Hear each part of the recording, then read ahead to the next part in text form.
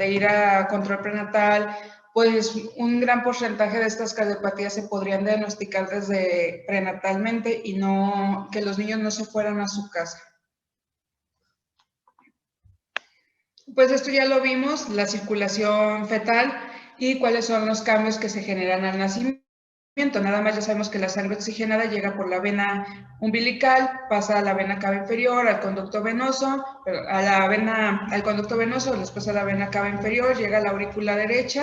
El mayor porcentaje de sangre pasa por diferencia de presiones a la aurícula izquierda, un pequeño porcentaje se va al ventrículo derecho y pasan a la arteria pulmonar. Como los vasos pulmonares tienen una presión muy aumentada, se van por este cortocircuito, que es el conducto venoso, y llegan a la aorta descendente. La sangre que pasa a través del foramen oval de la aurícula derecha a la aurícula izquierda pasan al ventrículo izquierdo y de ahí a la aorta para irse a la distribución a todo el organismo. Entonces ya sabemos que en la vida intrauterina el niño está en una etapa hipóxica, tiene una saturación baja y de esa manera se van a desarrollar todos los órganos. Cuando se lleva a cabo el cambio de oxigenación, que el niño hace su primera respiración, incrementa la presión arterial de oxígeno, pues hay unos cambios. Disminuye la presión pulmonar, incrementa la presión sistémica y esos cortocircuitos del foramen oval y el foramen oval y el conducto venoso pues se van a cerrar. El ductus venoso se va a cerrar porque ya va a dejar de pasar sangre al cortarse el cordón umbilical. La vena umbilical pues va a dejar de recibir sangre, entonces este ducto venoso se va a obliterar y va a desaparecer con el transcurso de los días y va a formar nada más un vestigio que es el ligamento venoso.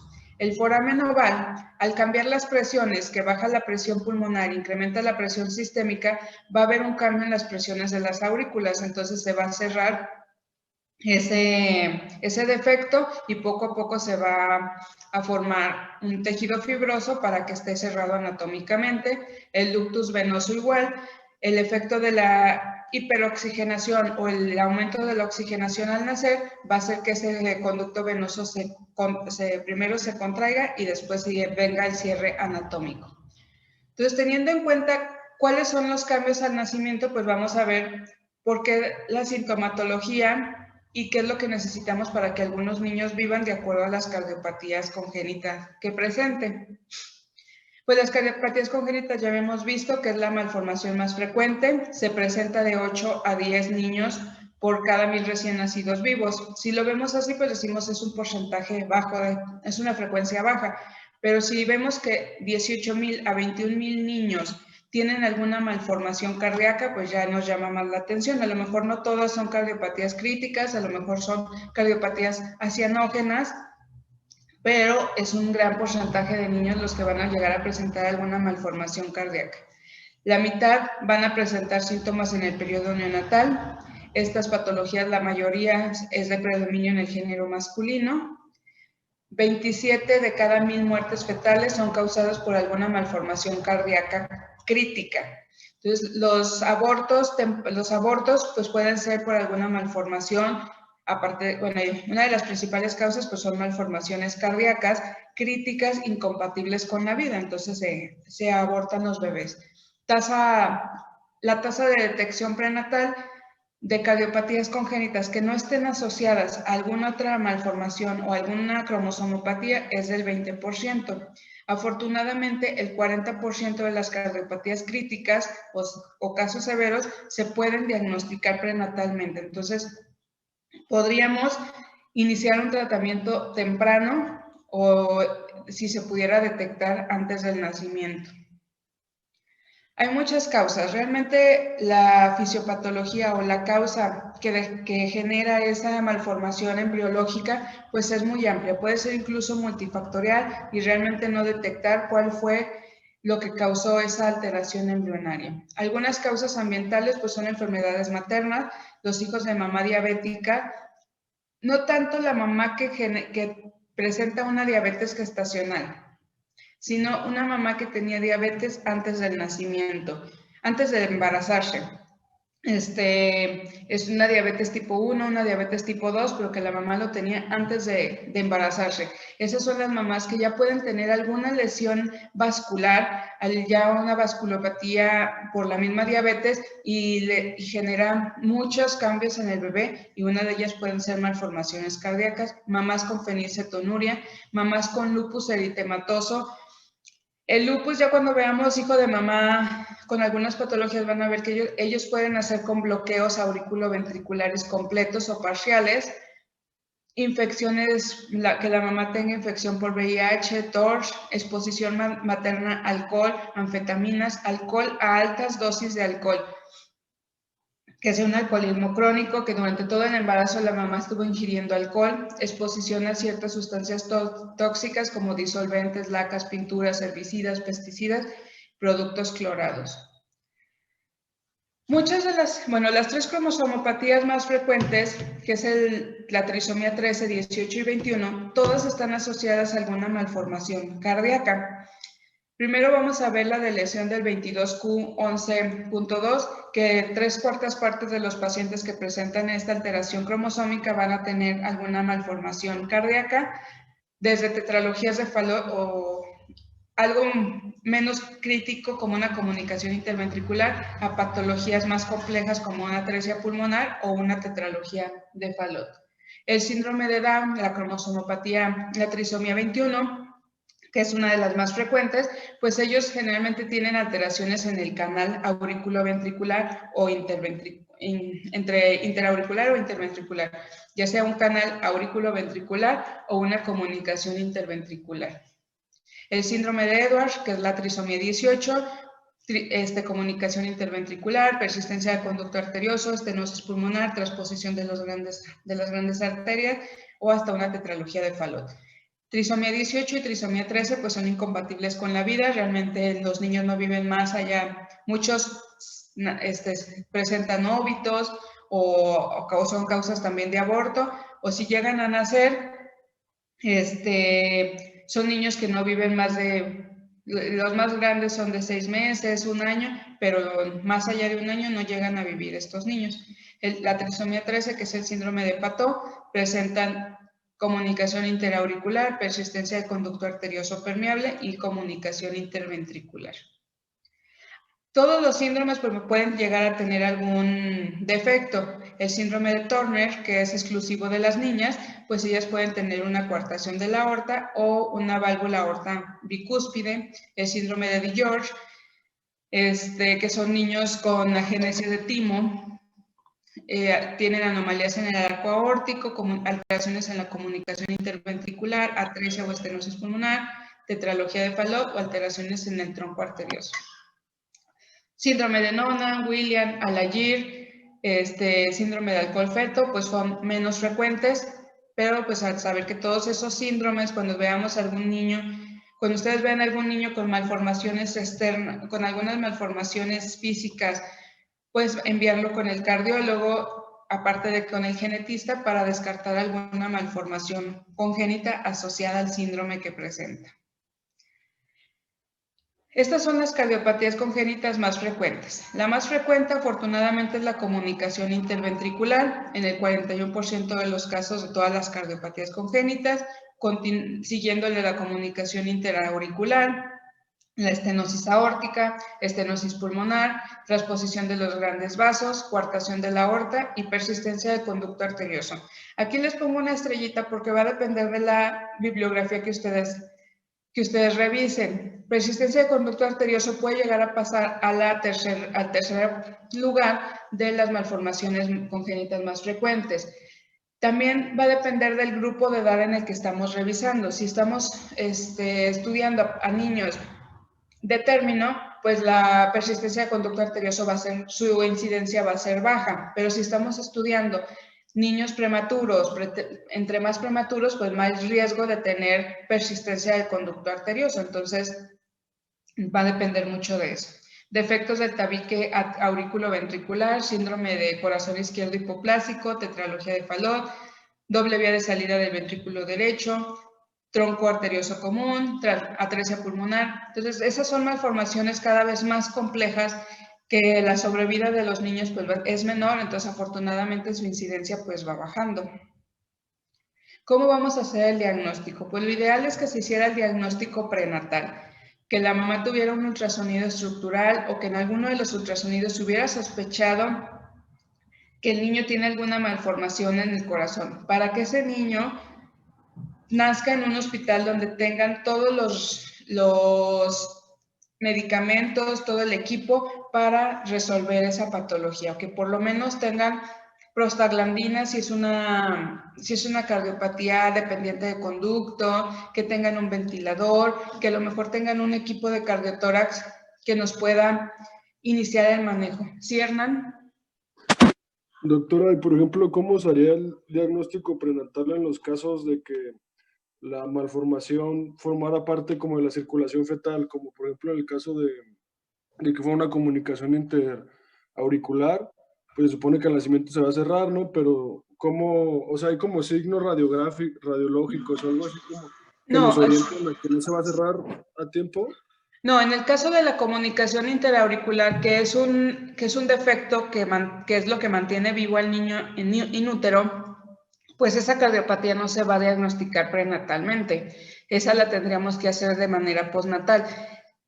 Realmente, ahorita las cardiopatías no cianógenas, como por ejemplo la persistencia de conducto arterioso, la comunicación interventricular, interauricular, incluso la persistencia de conducto arterioso, pues no, esas no las podemos diagnosticar prenatalmente. Las que queremos diagnosticar son las cianógenas, las que tienen alguna malformación crítica en el corazón. O sea, una CIA es imposible porque todas la van a tener abierta. Ese ya el diagnóstico sería postnatal, perdón.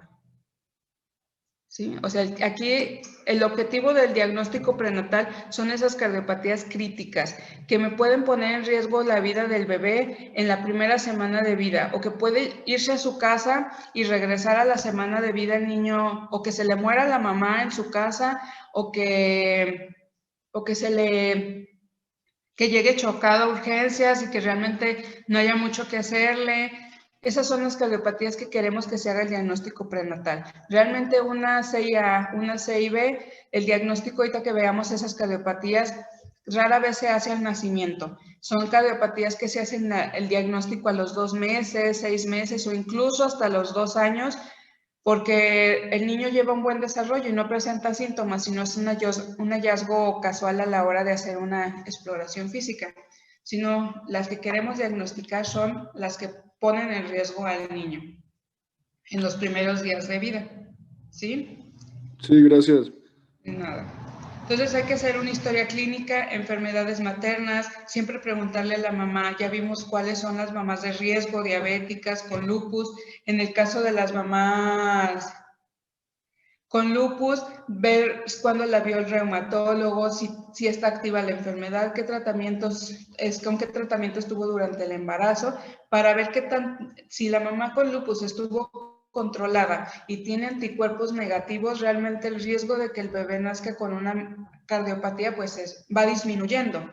A la mamá que durante todo el embarazo no tuvo ningún control prenatal, no fue con el reumatólogo, la de diabetes no fue con el internista, con el endocrinólogo, y dejaron pasar así todo el embarazo, pues esas son los puntitos rojos donde ese niño puede traer más complicaciones. Los antecedentes de cardiopatías congénitas en la familia, hijos anteriores, y hacer una buena exploración física e interrogatorio. El principal síntoma es la cianosis. Bueno, el principal signo es la cianosis. La gran mayoría de las cardiopatías no nos van a dar cianosis al nacimiento. Las peores cardiopatías que a mí me han tocado son las que el niño nace, Apgar 8-9, o sea, todo súper bien al nacimiento, se van con la mamá, y a las 24 horas cuando los van a dar de alta, el niño está negro, cianótico, pero el niño se ve bien, el niño está comiendo, llora, está reactivo, lo único es que está cianótico. Entonces, la cianosis se va a presentar según vayan cuando se empiezan a generar los cambios de cambios de presión y se empiezan a cerrar los cortocircuitos. Es cuando vamos a presentar este signo.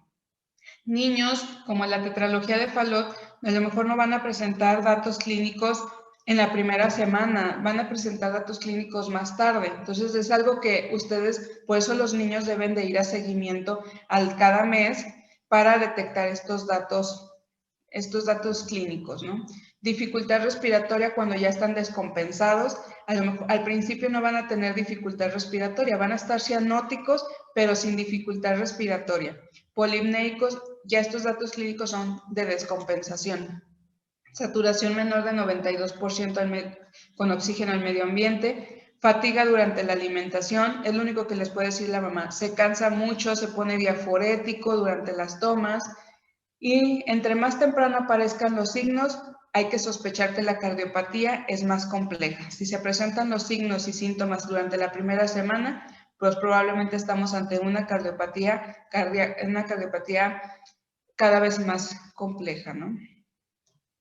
Hay niños que llegan con datos de choque, ya que se cerró el conducto y era un niño dependiente que esa cardiopatía era dependiente de conducto, que ese conducto era lo único que hacía que pasara sangre a los pulmones para oxigenarse, y llegan chocados, hipotensos, bradicárdicos a urgencias. Hay algunas cardiopatías que no nos generan soplo, entonces el auscultar o el intentar escuchar un soplo en un niño, pues realmente para ver si es cardiópata o no, pues realmente no nos funciona. Lo que es un dato pues de muy poca utilidad.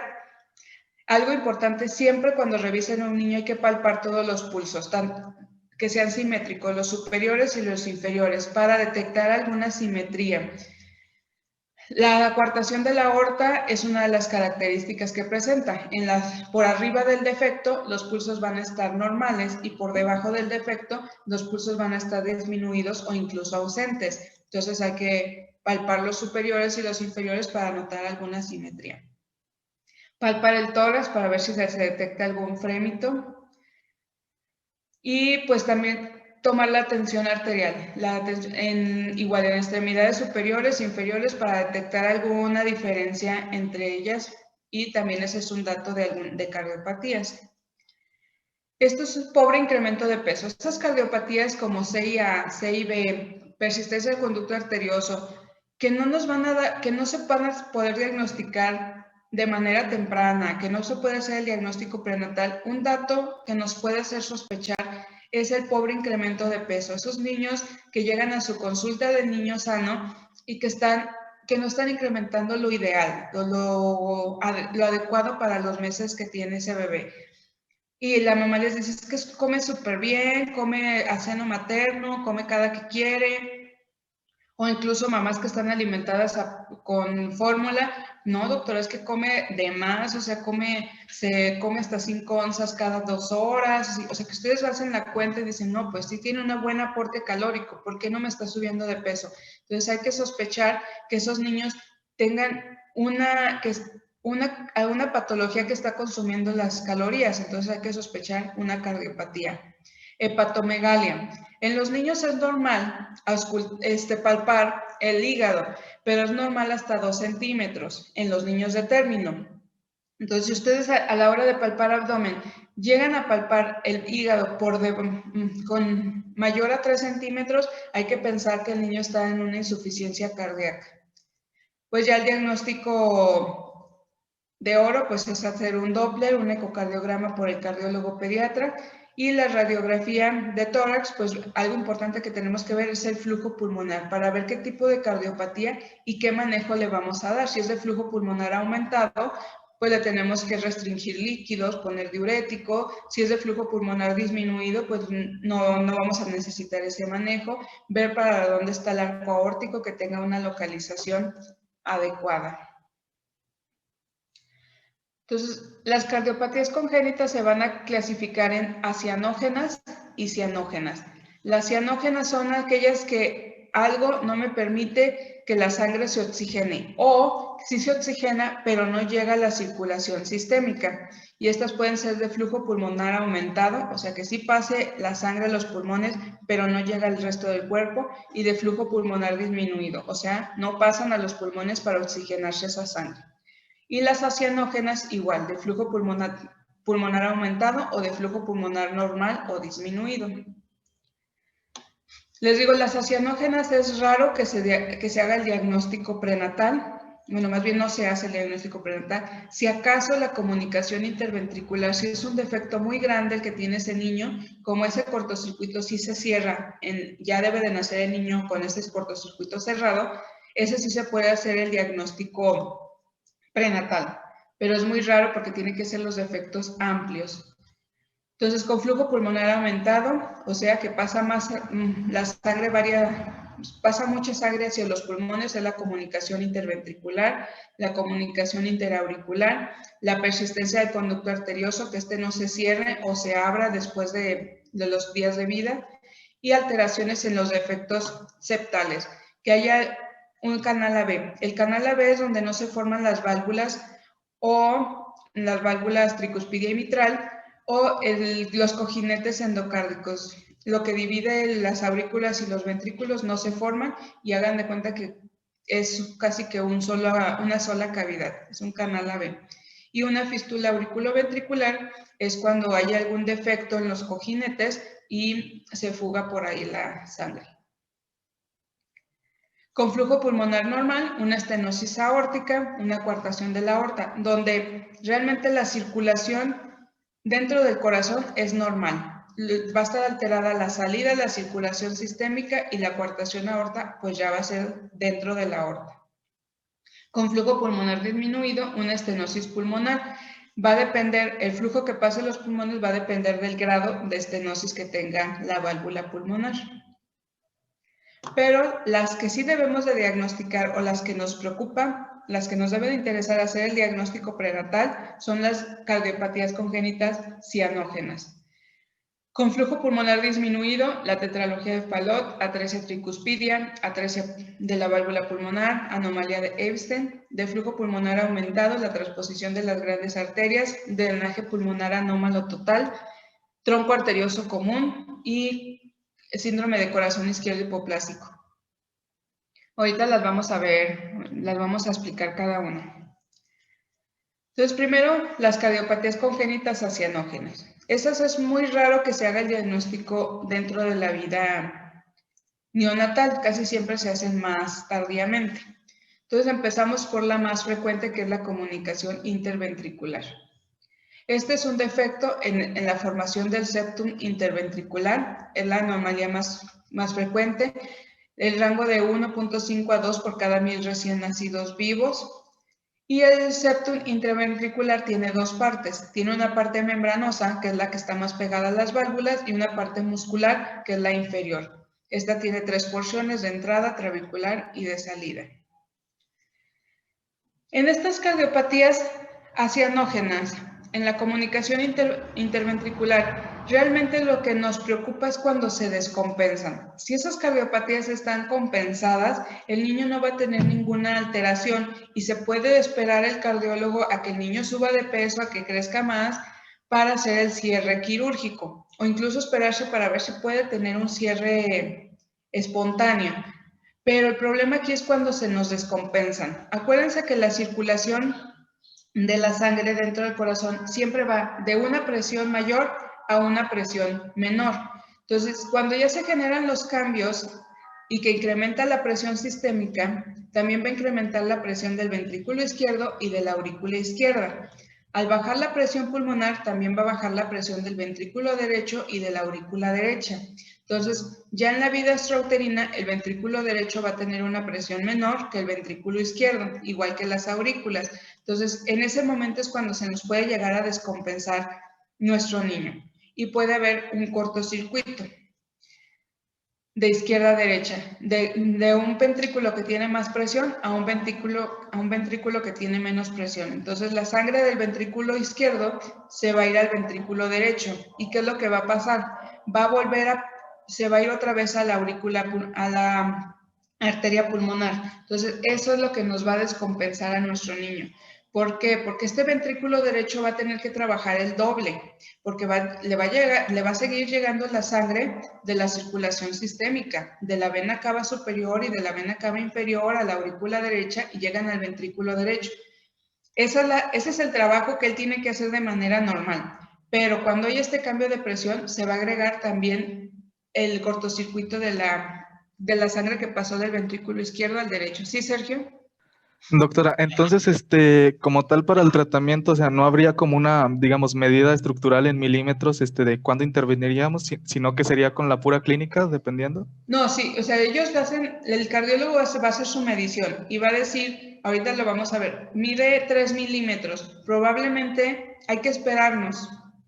Y es a los que, si es un defecto grande, mayor a 8 milímetros, pues lo más seguro es que lo van a cerrar de manera más temprana. Y entre más pequeño esté el defecto, son a los niños que les dan un poco más de oportunidades y de espérate que crezca un poco más el niño, vigilar lo que no se te descompense, para que mientras no se te descompense, no haya estos cambios de circuito, pueden dejar que el niño crezca un poco más para ver si ese defecto se cierra solo. Pero sí, o sea, si está descompensado, se tiene que dar tratamiento, hospitalizar al niño y ahora sí, a lo mejor adelantar el cierre quirúrgico. Gracias, doctor. Entonces, de nada. El compromiso va a ser, el problema va a ser el hiperflujo pulmonar. Por eso es una cardiopatía congénita de flujo pulmonar aumentado, porque recibe el doble de sangre. Eso es lo que nos va a descompensar al niño porque va a pasar el doble de sangre a los pulmones. Y si ese cortocircuito es muy importante, me puede afectar mi gasto cardíaco, que la mayor cantidad de sangre se regresa al ventrículo derecho en lugar de irse a la circulación sistémica. Entonces, la comunicación interventricular perimembranosa es la más frecuente en el 70%. Esta se localiza por debajo de la válvula aórtica, de la aorta. La infundibular es la segunda más frecuente, la tercera.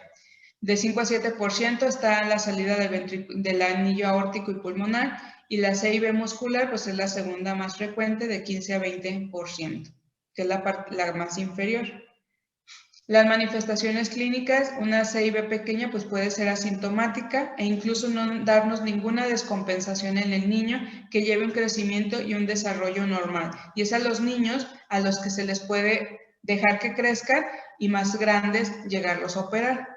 Cuando es una CIB moderada y grande, nos puede llegar a repercutir el crecimiento, niños que no suben de talla, que no suben de peso, fatiga la alimentación, que no toleran el ejercicio, infecciones de vías respiratorias recurrentes y llegar incluso en falla cardíaca por ese hiperflujo pulmonar. Y esos son los niños en los que no podemos dejar la corrección más tarde, o sea, se tiene que hacer la corrección de una manera temprana.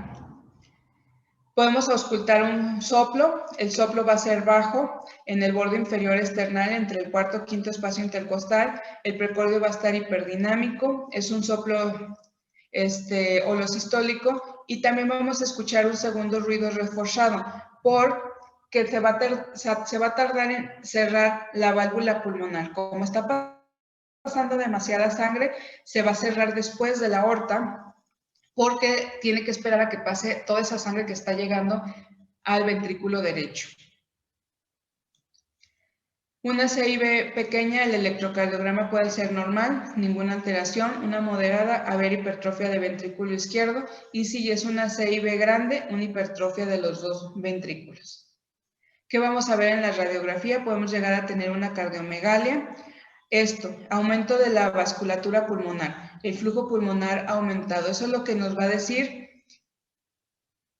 ¿qué tratamiento vamos a...? O sea, si ustedes nada más escuchan un soplo y ven la radiografía, pueden llegar a sospechar, tengo flujo pulmonar aumentado y el soplo está bajo. Entonces, sospecho una comunicación interventricular. Ya que si es perimembranosa, muscular, pues ya eso se los dirá el cardiólogo. Pero ustedes con esto sospechan que es una cardiopatía de flujo pulmonar aumentado. Puede haber abombamiento del tronco pulmonar por ese hiperflujo que estamos teniendo.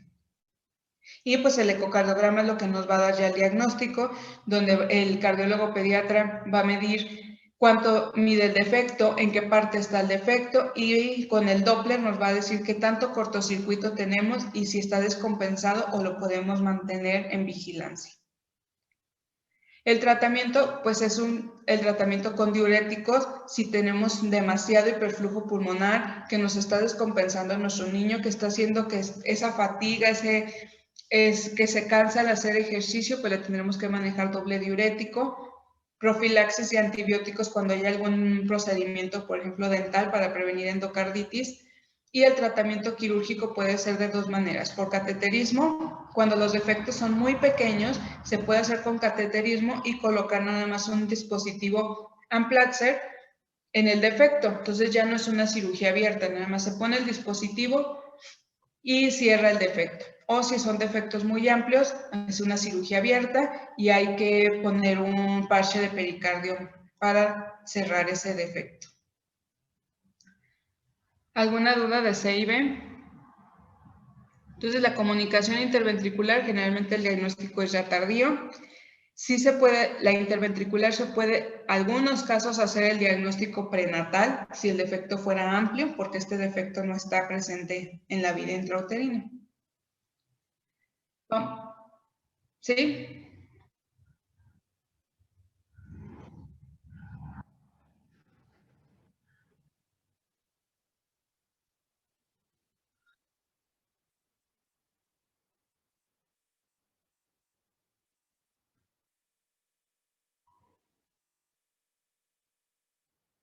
Lo que pasa es que el síndrome de Eisenmenger es cuando es tardío. O sea, no lo van a desarrollar en los primeros días de vida. El síndrome de Eisenmenger lo van a hacer cuando es un niño que no recibió el tratamiento adecuado y que por ese hiperflujo pulmonar desarrolla hipertensión pulmonar. Entonces es una hipertensión maligna. Realmente los niños que tienen síndrome de Eisenmenger ya no son candidatos a tratamiento quirúrgico porque si cierran el defecto, pues van a tener más problemas con esos niños. Y el conducto, en ese caso, pues el conducto, si todavía lo tuvieran las dos malformaciones presentes, pues el conducto sería algo que lo salvaría. Pero es raro que lo tengan abierto ya cuando desarrollan el síndrome de Eisenmenger. Nada. Entonces, la comunicación interauricular. Es un defecto del tabique interauricular que comunica que permite la comunicación entre las dos aurículas en la vida fetal, pues es un cortocircuito importante. De 5 a 10% de todas las cardiopatías congénitas se presentan de forma aislada, o sea, no asociado a otras malformaciones. Vamos a ver cuando vemos las cardiopatías críticas que una comunicación interauricular puede salvarle la vida a un niño que tiene alguna malformación crítica. Esta es una de las cardiopatías que es más frecuente en mujeres, 1 o 2, y hay 4 tipos de comunicación interauricular. La más frecuente es la tipo ostium secundum o el foramen oval, que ese defecto está localizado en la parte central del tabique, se presenta en el 50-70% de los casos. ¿Por qué se puede presentar el foramen oval? Que al nacimiento no se cierre, no se forme el tejido fibroso que se debe de formar cuando el niño nace y que persista este foramen oval permeable, o que por alguna razón se necrose ese tejido fibroso que se formó y que se abra nuevamente el foramen oval. Otro es el tipo ostium premium, que es en la parte inferior del tabique interauricular,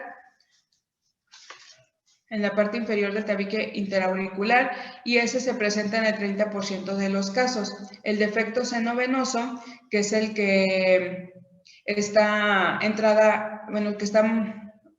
donde está el seno venoso, que es la entrada de la vena cava superior, y se presenta en el 5 a 10% de los casos, y el menos frecuente es el que está en la parte posterior, que es el tipo seno coronario, donde drenan las coronarias, y se presenta solamente en el 2% de los casos. Entonces, la fisiopatología es la misma, que hay una necrosis o que no se forma el tejido fibroso que debería de cerrar todos esos defectos. Aquí, igual que la comunicación interventricular, pues el problema es los cortocircuitos. También la aurícula izquierda va a tener una presión mayor que la aurícula derecha, entonces se va a invertir el cortocircuito que había en la vía intrauterina. Va a pasar la sangre de la aurícula izquierda a la aurícula derecha y lo mismo que la comunicación interventricular. Va a llegar más sangre a la aurícula derecha porque llega la de la circulación sistémica y la que está en el cortocircuito. Entonces va a llegar más sangre, va a llegar el doble de sangre al ventrículo derecho y va a pasar el doble de sangre a la arteria pulmonar. Entonces ese va a ser el problema igual con esta patología, el hiperflujo pulmonar. El cuadro clínico, pues los signos si te dan datos clínicos tempranos, pues son cuando tenemos unos defectos muy amplios, que tienen grandes cortocircuitos y que tenemos un hiperflujo pulmonar, y son niños que presentan igual dificultad respiratoria, polipnea, que se fatigan. Eso es lo que nos va a dar datos tempranos. Si no, el diagnóstico va a ser tardío, después de los 2 años. Pueden tener problemas respiratorios de repetición y que no suban de peso. Se puede auscultar un soplo. El segundo ruido, igual que la comunicación interventricular, va a estar desdoblada por esa sobrecarga de volumen, porque la válvula pulmonar se va a tardar en cerrar para que pueda pasar toda esa sangre que está llegando al ventrículo derecho. Es un soplo eyectivo en el segundo espacio intercostal en la línea paraesternal izquierda. Este es un soplo más alto, no como en la comunicación interventricular. El electrocardiograma, pues si tenemos un defecto pequeño, puede ser normal, puede haber desviación del eje a la derecha y puede haber un bloqueo incompleto de rama derecha, por si el defecto es muy grande. En la radiografía puede haber crecimiento variable de las cavidades, principalmente del corazón derecho, tanto del ventrículo como de la aurícula derecha, es donde se va a generar el crecimiento, y el flujo pulmonar igual aumentado. Pues el diagnóstico definitivo va a ser a través del ecocardiograma. Igual hay que medir el defecto, localizar el defecto, cuál es el tipo de comunicación interauricular que tenemos y el grado de cortocircuito de izquierda a derecha para determinar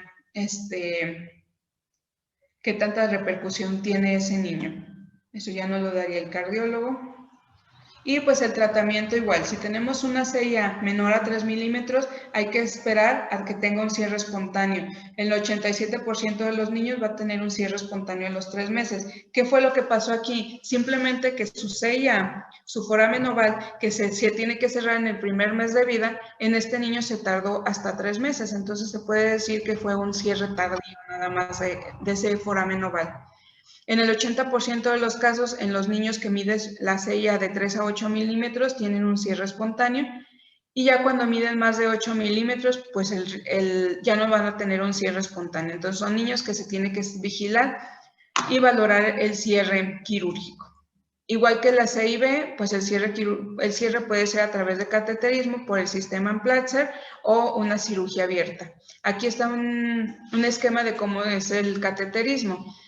Y el Amplatzer es nada más un dispositivo que lo meten por el endoscopio y lo abren y cierran el defecto. Pero pues tiene que ser defectos pequeños. Si son defectos grandes, pues este dispositivo no va a ser suficiente.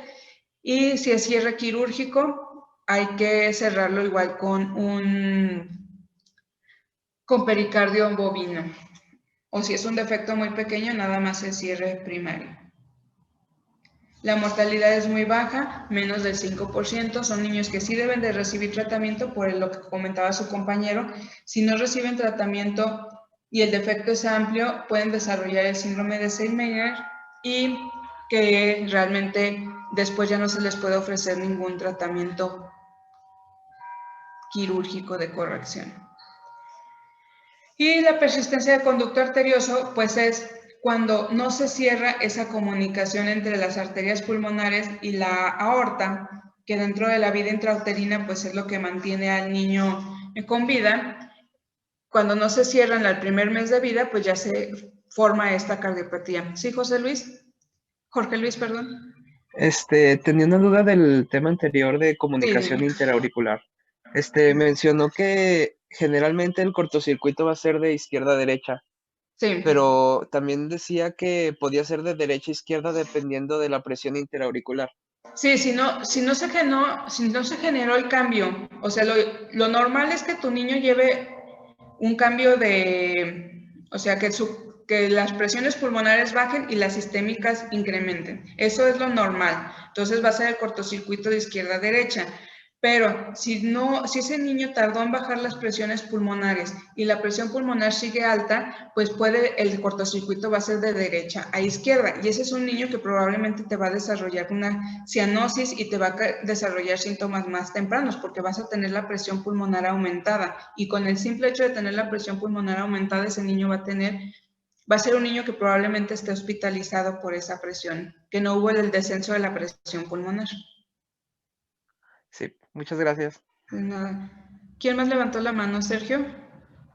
Sí, doctora, bueno, también mencionó que es normal o más frecuente que se presente aislada, pero allí tengo dudas porque, bueno, la enfermedad de Epstein, yo había leído que se asocia frecuentemente a comunicación intraauricular y que, bueno, eso es lo que lo hacía cianógena, porque pues el flujo por la mala implantación de la tricúspide, pues hacía que se regresara el volumen del ventrículo derecho a la aurícula derecha, aumentando las presiones y causando el cortocircuito de derecha a izquierda, si no, pues se consideraba también, digamos, cianógena si no estaba esta comunicación. Entonces, ¿qué tan frecuente es que se presente? O sea, ahorita lo que estamos hablando es de una aislada, que sea solamente una CIA sola, o sea, que no presente ninguna otra malformación. En el caso del síndrome, en la anomalía de Epstein, la comunicación interauricular es lo que va a salvar a ese niño, porque si la anomalía de Epstein es muy importante y ese ventrículo derecho está muy pequeño, realmente ese ventrículo derecho va a ser disfuncional. Entonces, lo único que va a salvar a ese niño es una comunicación interauricular para que se lleve a cabo ese cortocircuito y a través del conducto arterioso se llegue a oxigenar un poco de sangre. Eso es lo que me va a salvar a mi niño. Entonces, en esas cardiopatías críticas que vamos a en Epstein, atresia tricuspidia, atresia pulmonar, una comunicación interauricular es lo que me lo va a salvar. Entonces, realmente las cardiopatías críticas dependen de cardiopatías no cianógenas para poder vivir ese niño. Entonces, sí, o sea, sola, la CIA sola, pues se presenta, ya vimos que en el 7% de los casos, ¿no? Pero asociada a otras cardiopatías, yo quiero que mi niño que tiene una cardiopatía cianógena tenga una CIA para que pueda vivir y que me pueda yo darle tratamiento y que pueda, por lo menos si nace aquí en Aguascalientes, yo lo pueda trasladar a un hospital de tercer nivel donde sí se le haga la cirugía correctiva o paliativa para que mi niño viva. Entonces, con ellos eso es lo que me los va a mantener vivos. ¿Sí? Gracias, doctora. Entonces, la persistencia de conducto arterioso es que no se cierra ese cortocircuito que tenían dentro de la vida intrauterina, que la arteria pulmonar se sigue comunicando con la aorta descendente, es una cardiopatía acianógena de flujo pulmonar aumentado, igual de izquierda a derecha, siempre y cuando se lleve igual, que el cambio de presiones sea adecuado. Entonces, en la vida intrauterina, el flujo de sangre va a ser de la arteria pulmonar a la aorta. Cuando nace el niño y cambian las presiones y la aorta incrementa la presión y la arteria pulmonar baja la presión, entonces ahí el cortocircuito va a cambiar de izquierda a derecha. La histología del conducto arterioso es diferente a las otras venas. Esta tiene una túnica media con fibras elásticas, que es lo que le va a permitir que se contraiga. Tiene fibras musculares helicoidales y la íntima no es regular como las otras arterias, sino es irregular. Tiene unas crestas irregulares que también me favorece que cuando hay el cambio de oxigenación se pueda cerrar anatómicamente mi conducto arterioso. Hay dos cierres, un cierre funcional que es en las primeras horas de vida, puede llegar a tardar hasta 96 horas en llevarse a cabo ese cierre funcional, y es por la vasoconstricción de las fibras elásticas de la capa media. El 20% de los niños se va a cerrar a las 24 horas de vida, el 82% a las 48, pero el 100% ya lo tiene que tener cerrado por vasoconstricción a las 96 horas de vida. Pero una vez que se genera la vasoconstricción, se va a empezar a proliferar el tejido conectivo de la íntima hasta que lo cierra por completo todo el conducto y cierra la luz. Y ya no es un conducto, sino es un ligamento arterioso. Eso puede tardar hasta 3 a 6 semanas de vida. ¿Qué es lo que me va a favorecer el cierre? La elevación de la presión arterial de oxígeno. Cuando el niño respira, ese cambio de oxigenación hace que mi conducto arterioso se me contraiga y que se empiece a cerrar. Pero hay casos en los que no se va a poder cerrar o se va a mantener abierto por algunos factores. Por ejemplo, los niños que están en una hipoxia persistente, los niños que tienen alguna patología pulmonar demasiado severa, que están en hipoxia, pues hay un riesgo de que ese conducto arterioso se mantenga abierto por esta hipoxia. Niños que producen muchas prostaglandinas o prostaciclinas, como los niños con sepsis, las prostaglandinas hacen que se mantenga ese conducto abierto. Entonces también son niños si tenemos una sepsis severa, que se mantenga abierto ese conducto. ¿Quiénes son mis niños que van a tener riesgo de persistencia de conducto arterioso? Los prematuros con menos de 1,5 kilos de peso, niños con síndrome de dificultad respiratoria y los niños que recibieron la mamá sulfato de magnesio, porque ya vimos que es un vasodilatador y me puede hacer que mi conducto, en lugar de contraerse, se mantenga abierto y que no se cierre. Y los niños que reciben esteroides prenatales como parte de su esquema de maduración, me disminuye la incidencia de conducto arterioso. ¿Qué pasa con los prematuros? Los prematuros es un punto aparte. Ellos tienen mayor riesgo de que ese conducto arterioso se mantenga abierto, ya que tienen un menor número de fibras musculares que hace que si es menos, al tener menos fibras musculares, no se contrae tanto ese conducto, aparte de que tiene menos sensibilidad a la presión de oxígeno y tiene más sensibilidad a las prostaglandinas. O sea, algo que me lo mantiene abierto, son más sensibles. La incidencia es entre más chico sea mi niño en edad gestacional, mayor riesgo de persistencia de conducto arterioso. Los niños menores de 34 semanas hasta el 53% lo pueden tener, menos de 26 semanas el 65%, y los niños de término se presenta 1 de cada 5,000 recién nacidos de término. El 80% de los niños con peso extremadamente bajo al nacer tienen mayor riesgo, y 45% de los niños con un peso menor a 1,750. Igual que las patologías anteriores, el problema con la persistencia de conducto arterioso es que se me descompensa. Si mi conducto arterioso está ahí, pero mi niño no se me descompensa, no tengo ningún problema. Pero en el momento en el que este cortocircuito sea muy importante y me congestione mi pulmón, es cuando voy a tener problemas con ese bebé. Entonces, cuando se generan los cambios de que disminuyen las resistencias pulmonares, aumenta el cortocircuito de izquierda a derecha.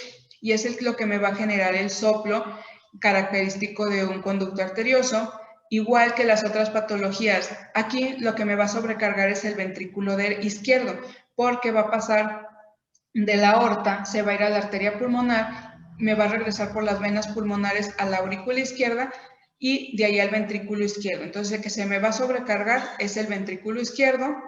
Va a haber esa fuga de sangre, porque no va a pasar toda la sangre a la circulación sistémica, sino un porcentaje de sangre se me va a regresar al pulmón, va a hacer que mis pulsos sean amplios y me puede generar una insuficiencia cardíaca izquierda si este cortocircuito es de manera importante. Ese es el problema con estos niños también. El soplo es un soplo eyectivo sistólico que se ausculta infraclavicular izquierdo en el borde paraesternal izquierdo. Este es un soplo muy alto que lo auscultamos casi pegado acá al hombro y se irradia al dorso, y la característica que es en máquina de vapor. Es un soplo muy característico, es diferente. Aquí no hay desdoblamientos de ningún ruido, pero el soplo es continuo. Bueno, sistólico, pero se escucha más continuo. Y los pulsos periféricos amplios, se sienten saltones los pulsos.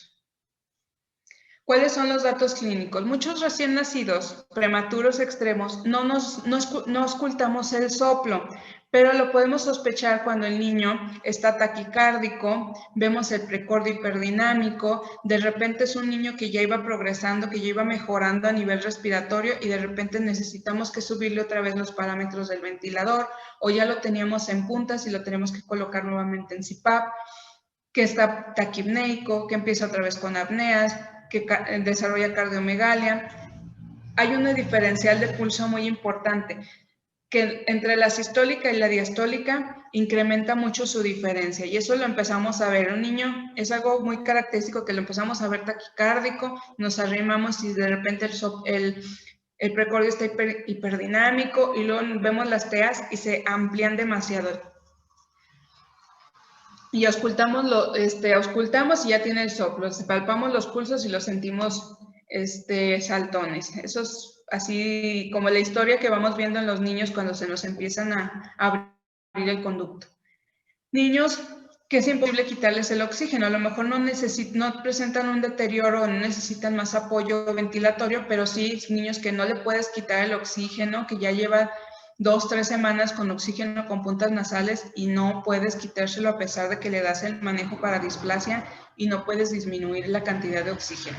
Acidosis metabólica, hepatomegalia. La hipotensión, les digo, la que se me descompensa es la diastólica y aumenta la diferencial de pulso. El electrocardiograma puede ser normal o puede haber sobrecarga de cavidades izquierdas e hipertrofia del ventrículo izquierdo. La radiografía, pues puede haber cardiomegalias variables a expensas de las cavidades izquierdas. La arteria pulmonar se va a ver prominente e igual que las anteriores, el hiperflujo pulmonar. Pero este soplo es más característico, es un poco más lejos, es un poco más superior. Y cuando vemos esta radiografía, si vemos las anteriores y vemos que no tenía tanto flujo pulmonar y vemos todos los cambios clínicos, luego sospechamos de que ese prematuro ya nos abrió conducto. Las indicaciones a los niños prematuros, pues lo ideal es que se les haga un ecocardiograma para detectar esos conductos arteriosos, que persista el conducto arterioso que no se nos ha cerrado, y empezar a darles tratamiento, aunque no nos den síntomas todavía, pero empezarles a dar tratamiento para que no se nos vayan a descompensar. Entonces, todos los prematuros que pesen menos a 1500 gramos, los prematuros menores de 28 semanas, les deberíamos de hacer de rutina un ecocardiograma para detectar la persistencia del conducto arterioso.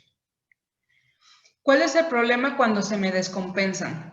Que va a haber disminución del gasto cardíaco. Si gran parte si me secuestra mucha sangre de la aorta a la arteria pulmonar, me va a reducir el gasto cardíaco, va a haber alteraciones en la perfusión sistémica, y el órgano que primero me da síntomas es a nivel intestinal. Luego mi niño empieza con datos de enterocolitis, me disminuye mi tasa de filtrado glomerular y empieza el niño con falla renal. Esos son, cuando se empieza a descompensar hay que cuidar esto. Son niños que a lo mejor se tienen que dejar en ayuno, hay que ponerle diurético porque me está dando una repercusión importante en mi gasto cardíaco, y son niños que a lo mejor ya vamos a necesitar tratamiento quirúrgico y del tratamiento médico o intentar cierre farmacológico. Y el cortocircuito de izquierda a derecha puede alterar la mecánica pulmonar y requerir mayor aporte ventilatorio. ¿Qué pasa con un prematuro si no lo cierro de manera temprana? Si no hago un cierre temprano, puede tener menor ganancia de peso, que no pueda alcanzar su volumen, que no pueda alcanzar la cantidad de alimento que debe de comer, que tenga que dejarlo constantemente en ayuno, que tenga que mantener una nutrición parenteral más tiempo, que requiera más días de ventilación mecánica y eso me genere mayor displasia. Como son niños que están muy dependientes de oxígeno, mayor riesgo de desarrollar retinopatía, enterocolitis por el secuestro de sangre, colestasis por esa nutrición parenteral tan prolongada, alteraciones en osteopenia y desnutrición. Hasta aquí le dejamos hoy. Mañana seguimos con persistencia de conducto arterioso, el tratamiento. ¿Sí? Gracias, doctora. Gracias, doctora. Gracias. Gracias, doctora.